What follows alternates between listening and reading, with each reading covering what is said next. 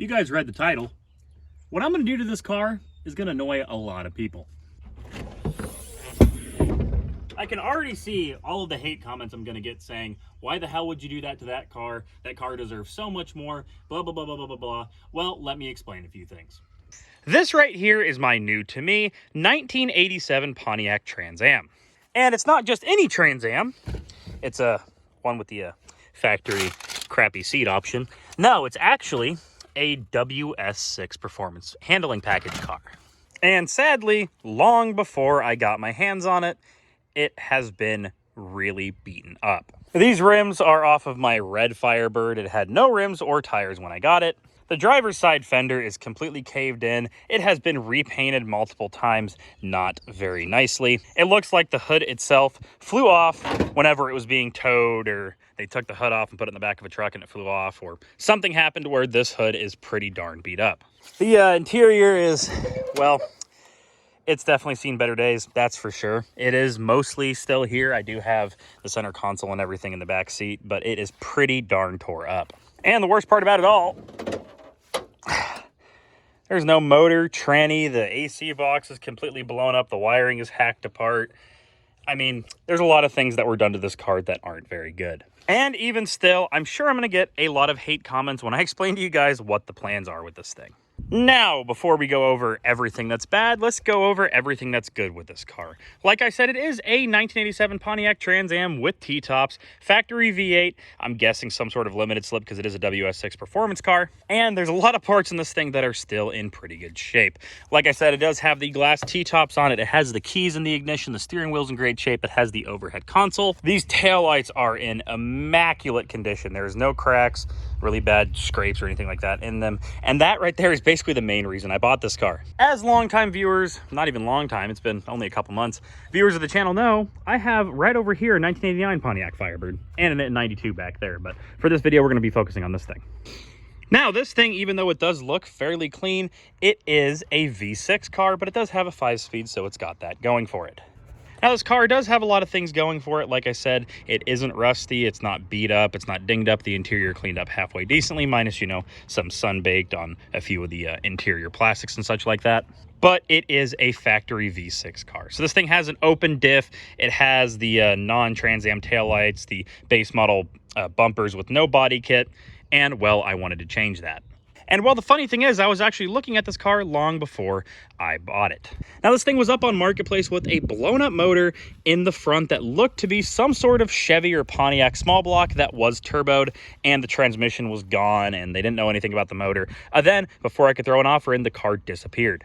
Flash forward 3 to 4 weeks, a month-ish, this thing pops back up and it looked awfully familiar. I started talking to the guy. He bought it just for the motor, brought it home, learned that the motor is junk, and well, he didn't want anything to do with the rest of the car. This thing did have the factory 16-inch snowflake-looking tires on it. Sadly, those were swiped before I got there, but I was able to pick up this whole car with a clean and clear title for $500. And the underside of this thing, minus the driver's side floorboard, is pretty clean. I mean, there's not a lot of rust or really bad things. It looks like the motor blew a lot of oil and that kind of kept it, and that kind of helped it not rust too much. And now this is the part where I piss off a handful of people. Now, this guy was originally parting this thing out, and I just wanted to buy the taillights, the bumpers, you know, the body cladding, things like that. And the guy just made me such a good deal on the whole car, I couldn't pass it up. So astute viewers can kind of tell where this is going. I'm going to be ripping some parts off this thing and putting it on the V6 car. I know. Hold your booze for just a moment. I'm going to explain something that should make you feel at least a little bit better. You guys see how tore up the inside of this car is. It needs tires. These tires that came off that red Firebird are completely and utterly junk. It needs a motor, a tranny, a drive shaft. It needs, you know, things put back together to make it actually be a running and driving car. And that red car over there is a running and driving car. It just looks very basic. And well, I want to change that. I want to make that thing look a little bit more like a Trans Am, even if it's not. And that's where this car comes into play. Now, before you grab your pitchforks and start coming to my house to kill me for ripping apart a Trans Am WS6 car to fix a V6 base model, just hear me out here. I am not going to crush this car. I'm not going to cut anything out of it that is important. I'm not going to cut the roof off of it for the T-tops. None of that is going to happen. Right now, all of like the good, you know, nice taillights, headlights, you know, front bumper, rear bumper, all the body cladding and everything like that is going to get ripped off this car and go onto the red car for now.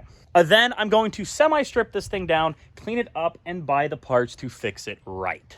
Once all these parts go onto the red car and I put the correct tires on the red car, because right now with the tires it's got on it, it's a little bit low already. I don't want to put, you know, bigger body cladding on it and have them scrape wherever I go. Whenever I get that red car cleaned up to where I want it, where it's a good running and driving car, you know, with the motor and tranny, the T-top roof that I'm going to cut off, that yellow one over there. Whenever I get that car looking good, driving good, running good, everything like that, I will move on to this Trans Am. Like I said, this thing is remarkably clean underneath. It has a clean title. I'm not just going to part this thing out and chop it apart and then send it off to the scrapyard. Do not worry. I have a plan for my 3 Firebirds. The only thing I need now is a convertible. I have the base model red one. I have the Formula with the T-tops yellow one. And now I have a Trans Am.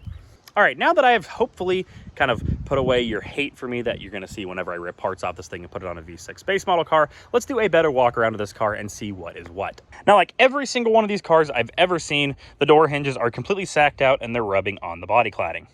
So just like the red one over there, the yellow one over there, and now this one, these things are all going to need new door hinges before I put any of this body cladding and everything on the cars, because, well, they're just going to tear them up more.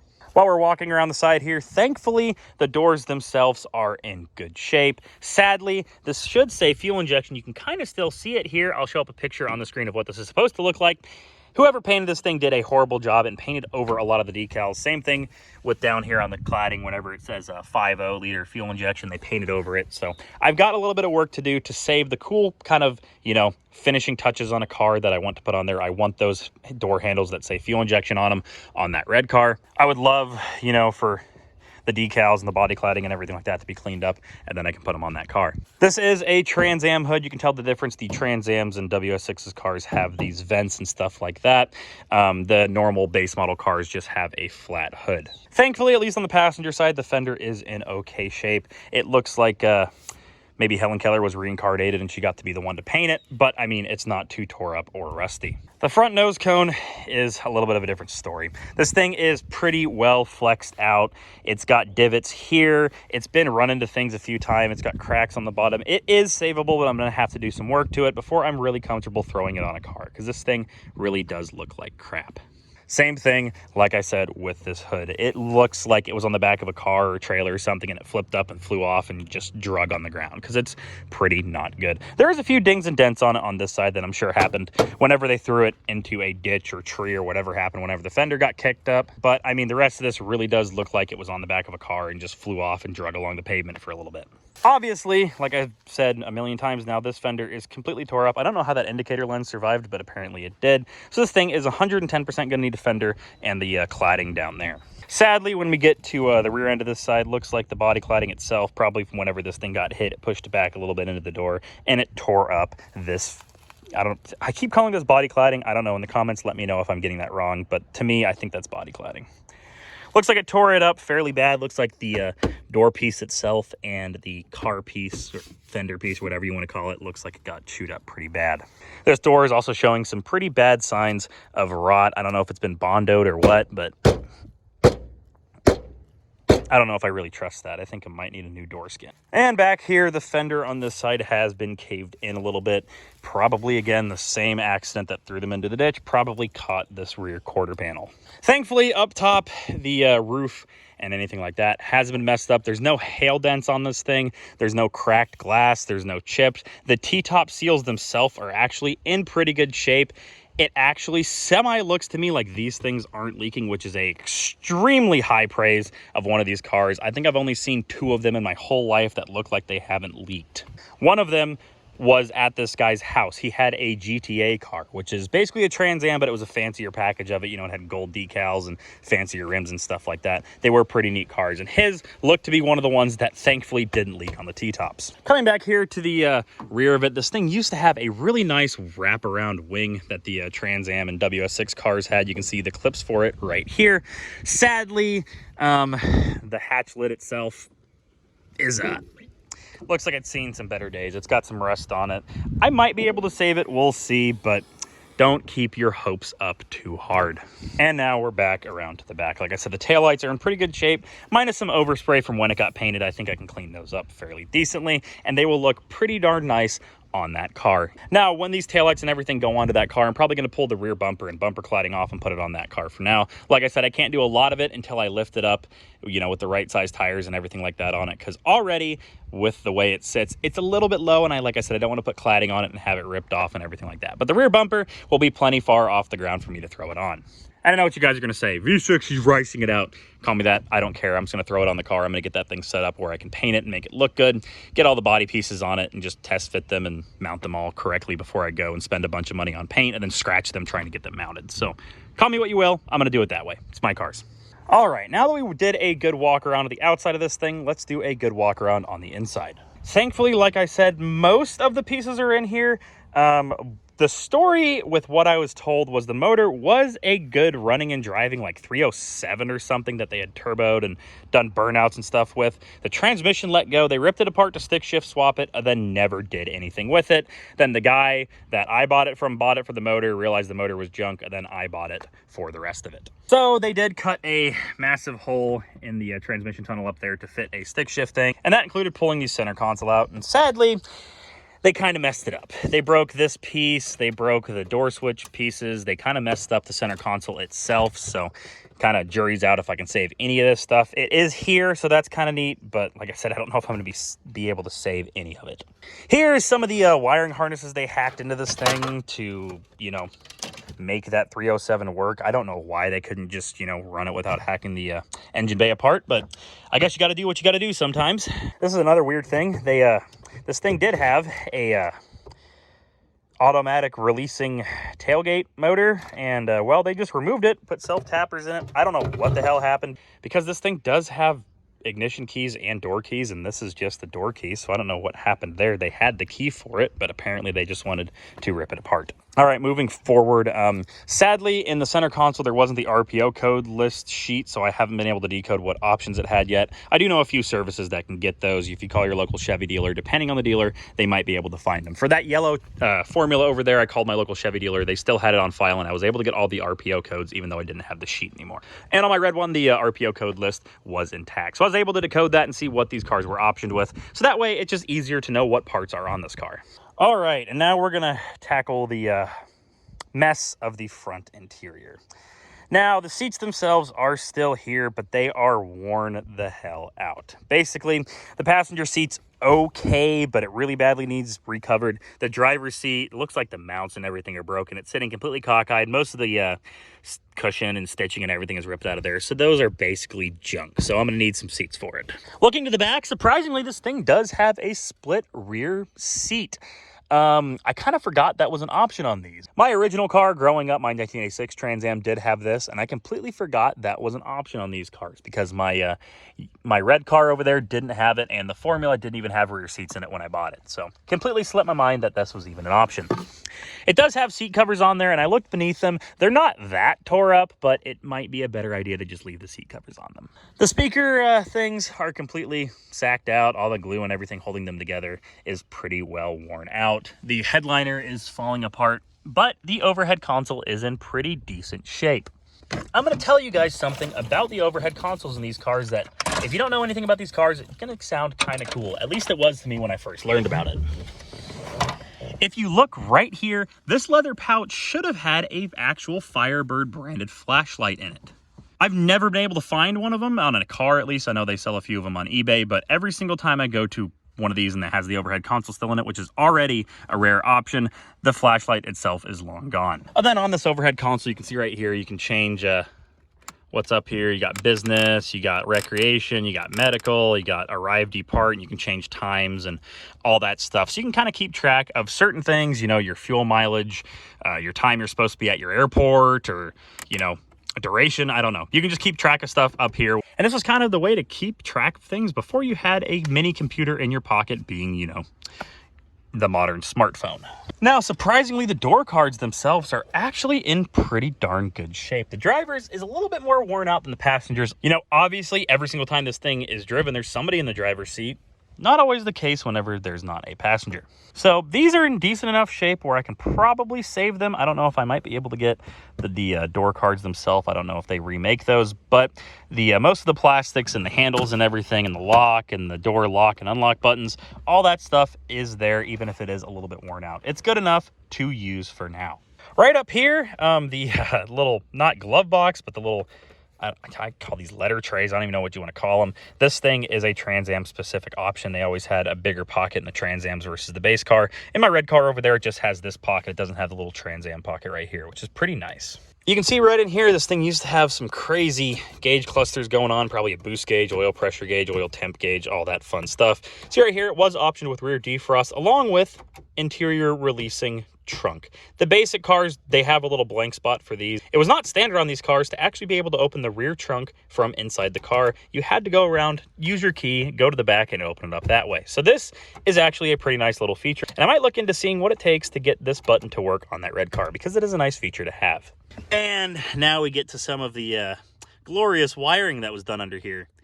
It's kind of a rat's nest. So forgive me if I'm not that excited and not that enthusiastic to go through and rewire this whole car versus just pulling some parts off of it and making the car that runs and drives better. Like I said, this car is not going to get scrapped. It's not going to get cut apart, but right now it needs more work than what I can do in a weekend to get it running and driving. And then up here is more, interior pieces. We got the under the kick panel and all that stuff. We got random parts laying around. We got more wiring harnesses. Looks like, oh, that's the little cover for the ashtray, the center ashtray.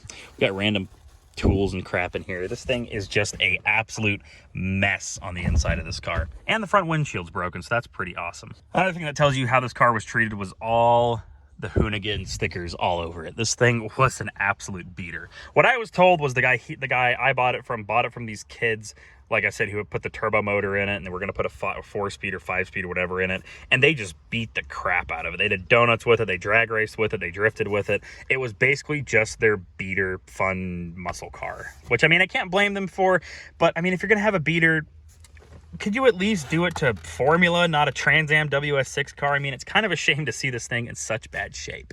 This thing had 190 some odd thousand miles on it. I'm holding the camera over my shoulder so I can't see right now, but I mean, that's about where most of my cars have. I think the yellow car over there, I think has like 193,000, and the red car over there has like 182. So that's right around my other two cars for mileage wise. And like every single third gen ever, minus the guy who I got this things from, his GTA, it didn't have a cracked dash pad. This one obviously does. All right, now that you guys see the complete mess that I have on the inside and outside, let's move to the engine bay, and I can show you guys more of what was messed up in there because there is a lot of it. Sliding this thing off of there, I was really for a moment went, oh, watch the paint, and then I realized, yeah, it doesn't really matter. So under here, this thing does have, makings of a WS6 car. If you see the size of this front sway bar, that is a big boy right there. That thing will make my car handle pretty nice, along with probably a quick ratio steering rack. I'll have to look into that. That might come off and go onto the red car. But this is where it gets really ugly. The AC box completely sawzalled and hammered and broken out. All the wiring's hanging out here. We got multiple wiring harnesses just cut. We've got a power steering box just hanging out, so that's cool, I guess. We got random wiring up there. We got a broken wiper motor. I mean, oh, dude, look, we got a spark plug right here. This thing was worth it. It's goodbye. I got, for some reason, a bunch of random connections over here. I don't know what this all was for, but it's been bastardized, that's for sure. Headlight buckets are gone, but hey, let me show you guys. I completely forgot about this. This thing did come with a truck full of parts. So in the back of my truck here, they didn't all come from this car originally. You guys can tell those are brown headlight buckets, but I do have headlight buckets for it. I have the air intake there, the hood hinges, the hood struts, some of the random brackets underneath it. Oh, that's a shifter is what that is, with a vacuum system, maybe to tell it that it's in park and drive and all that stuff. Over there is some AC lines along with the radio and climate control bezel. Sadly, I don't have the radio or the climate control header itself. The red car over there, it needs a climate control header, so that kind of sucks that it's not in this one. I think I've got a good one in that yellow car. I'll have to look though. The electric fan is in there. I mean, this front bracing for the nose and everything is there. Here's the negative battery terminal, it looks like, or wire. Don't know why it's there, but I guess it is. So, at the end of the day, I originally bought this thing for a parts car, but I'm kind of falling in love with it. I originally, like I said, was going to just rip this thing apart, do what I wanted with it, and just turn it into a beater, but this thing is... underneath it all, there's a pretty decent car here. Now, like I said, I'm going to pull parts off it. I'm going to pull the, like I said, the valence and the taillights and everything off of it, put it on a car that runs and drives and make that car a little bit more snazzy. But this thing will get all the correct parts later on down the line. It will get fixed. Do not harpoon me or lampoon me or whatever the word is. Don't crucify me in the comments because I'm ripping apart a Trans AM WS6. Now, I know this video is not, you know, me ripping this thing apart and doing this and doing that and getting it running, obviously. But I did want to make this video before you guys see me ripping apart this thing to fix the red car and go, what the hell, man? That is a way better car than that red car over there. Why the hell would you be doing that? Now, you guys, even if you don't agree with me, you at least know my thought process here. And that's where this video is going to end. Like I said, it's nothing fancy, it's nothing crazy. We're not going to a junkyard to rescue something or painting the Buick or doing giant burnouts. But I did want to explain to you guys what's going to be happening with this car, why it's going to be happening with this car, and the future plans with it. Like I said, it is way too nice of a car to completely tear apart and just send off to the scrapper. Along with that, this car is super close to how my first car, my 1986 Trans AM WS6, was optioned. This thing's an 87, it's a different shade of blue, and it doesn't have like the rear discs and the carpeted interior panels, but it's close enough where I can see enough of my old car in it to not be able to cut it apart to fix a base model. Like I said, I am sure there's gonna be videos on this channel ripping parts off this thing, and I'm sure there's gonna be haters in the comments saying, what the hell are you doing to that car? Why would you be ripping that car apart for a V6? And I'm sure there's gonna be plenty of those in this video down below as well, but like I said, even if you don't agree with me, now you kind of know why I'm doing it. If you guys want to see that, let me know down in the comments below. I try my best to build this channel off of what you guys recommend. If you guys really want to see crappy Buick shenanigans or more Firebird stuff, maybe, you know, dropping a carbureted 350 in this thing and just getting it running and driving to the point where I can have a little bit of fun with it again and it doesn't just sit here and collect dust. You guys want to see me, you know, rip apart that one RV I bought for the chassis, you know, do more lifted Lincoln Town Car stuff. Now, if you're one of the people that's going to leave a hate comment on this video, I completely understand. It does hurt my soul a little bit to even think about ripping this thing apart for a base model. But while you're down there, if you do dislike it, click that dislike button or click that like button if you like it. Either way, a like or a dislike does boost my channel in the algorithm. So even if you hate me, I'll take the engagement. Now, if you guys are one of the people that don't immediately hate me for what I'm going to do to this car, I appreciate it. Like I said, I'm not going to rip this thing apart. I could not bring myself to do that to a WS6 car. That would just be sad.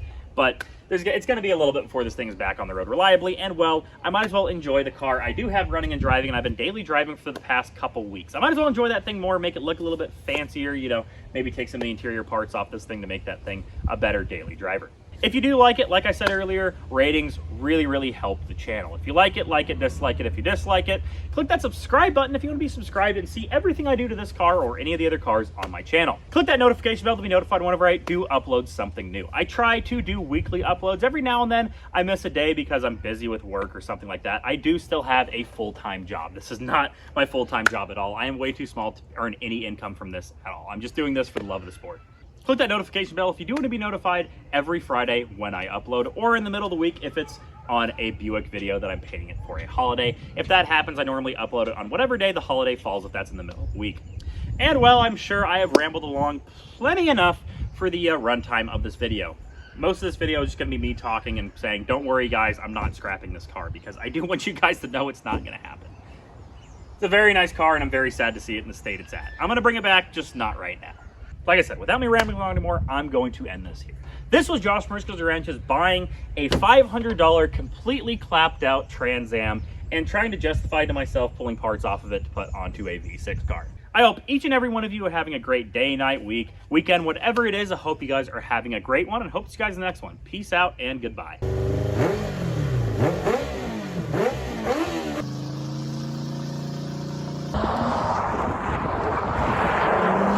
Be the guy that, you know, filmed random children without their consent. That'd probably put me on a watch list somewhere. Yeah, that rear end's not really on there anymore.